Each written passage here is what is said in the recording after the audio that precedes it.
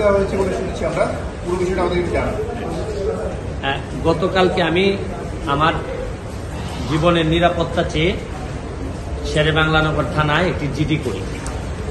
জিডির বিষয়টি হচ্ছে গিয়ে যে গত বৃহস্পতিবার সংসদে থাকাকালীন সময় আমার এলাকার যিনি অফিসার ইনচার্জ উনি আমার ফোন দিয়ে জানালেন যে স্যার আপনি একটু বাড়ি আসলে আপনার সাথে আমার একটু বসতে হবে, গুরুত্বপূর্ণ কথা আছে।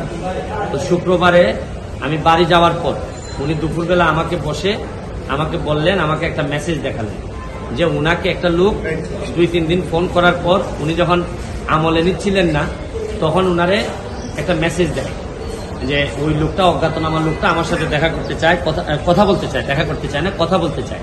তো ওসি সাহেব আমলে নেননি। পরে যখন মেসেজটা দেখছেন যে মেসেজের মধ্যে আছে, দেখা যাচ্ছে যে একটা কন্ট্রাক্ট কিলার গ্রুপ যারা হায়ার করা হয়েছে তারা নাকি অ্যাক্টিভ, তার বক্তব্য অনুযায়ী।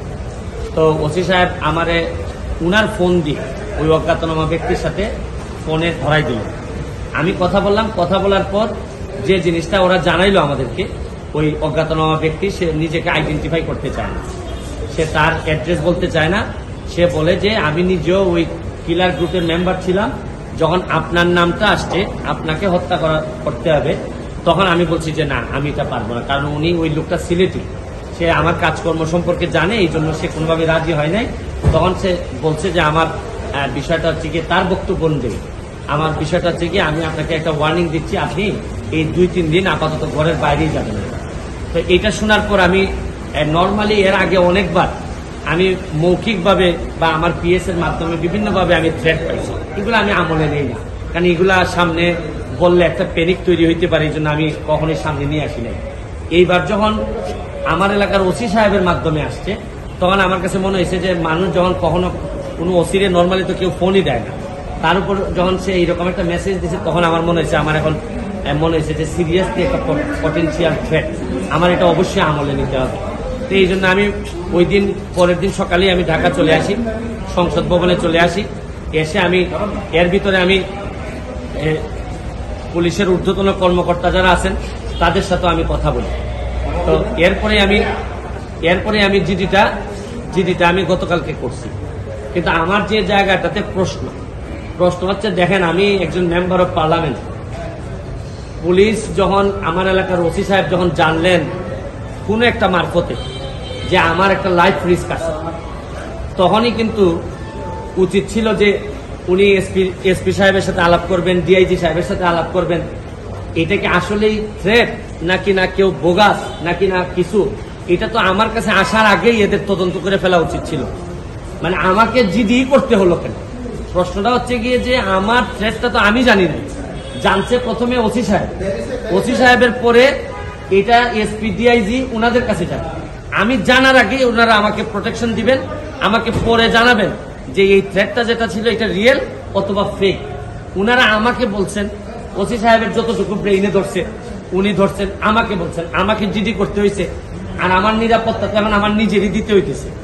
এবং রাষ্ট্রযন্ত্র, আমি এইটা বুঝলাম না যে এই রাষ্ট্রযন্ত্র আসলে কি আদৌ আমার বাঁচায় রাখতে চায় কিনা।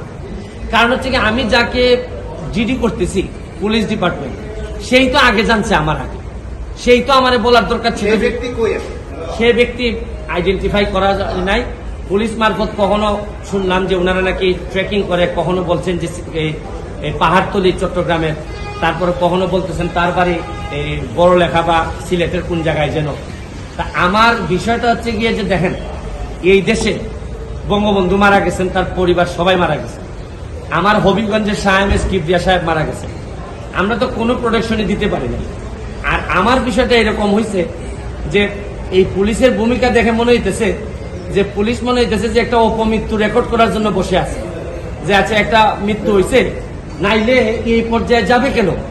আমি কি করতেছি না করতেছি সব পুলিশ এবং এনফোর্সমেন্ট এজেন্সির নখদর্পণে থাকবে, কারণ এরা খবর নেয় না বলেই লোকগুলা মরে, আর এরা খবর নেয় না বলেই বেনজিররা এত ধনী হয়, এরা খবর নেয় না বলেই মতিউররা এত টাকার মালিক হয়। কারণ এরা তো থাকে কারে কোন জায়গায় বদলি করবে, কারে কোন জায়গায় জায়গা মতো নিজের লোক সেট করলে অনেক টাকার বাণিজ্য হবে, এইসব অভিযোগ এদের বিরুদ্ধে। যার কারণে আমার কষ্টটা এখানে, আমার এই মরতে কষ্ট নাই, আমার দুইটা কষ্ট, একটা হচ্ছে মরে গেলে আমার এলাকার মানুষের কি হবে, এটা আমাকে কষ্ট দেয়। আরেকটা হচ্ছে গিয়ে যে এই দেশটা এমন ভাবে মরার জন্য ক্ষেত্র তৈরি করা হয়েছে যে আপনি দেখেন, আজকে আমার সকালবেলা আমার মেয়ে আমাকে বলে কি জানেন, কোন দেশে আছি, আমার মেয়ে আমারে বলে তোমাকে নাকি থ্রেট দিছে কে, সে আমেরিকাতে থাকে, বাচ্চা মাত্র বয়স 11।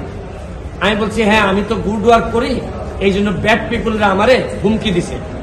সে আমারে বলে there must be a line between good work and stupidity. মানে আমার মেয়ে মনে করে আমি যে গুড ওয়ার্ক করি, আমি যে অন্যায়ের বিরুদ্ধে প্রতিবাদ করি, এগুলো হচ্ছে গিয়ে স্টুপিডিটি। কারণ আমি আর কি জবাব দিব তারে, কারণ সে তো তার মাথার মধ্যে এগুলাই আছে যে বাংলাদেশে যারা ভালো কাজ করে, অন্যায়ের প্রতিবাদ করে, এরা স্টুপিড। কিন্তু আমার মেয়ে অল্প বয়সী মেয়ে, আমি তো বুঝাইতে পারি না যে আমার জন্ম এই দেশে, এই দেশের মানুষের কল্যাণে আমি কাজ করতে চাই, কারণ আমার রক্তের মধ্যে এটা আছে, আমি করবো কি এটা, যে ধরনের প্রোটেকশন। আমি তো আর আগের ব্যারিস্টার সুমন না, মেম্বার অফ পার্লামেন্ট হিসাবে আপনি না আগের ব্যারিস্টার সুমনকে ফেলে দিলেন, কিন্তু মেম্বার অফ পার্লামেন্ট হিসাবে আমার সিকিউরিটির আগেই আমি যে জিডি করা লাগলো, এটার জন্য দুঃখ প্রকাশ করতেছি। কেন আমি জিডি করবো? আর যদি এটা আমার কাছ থেকে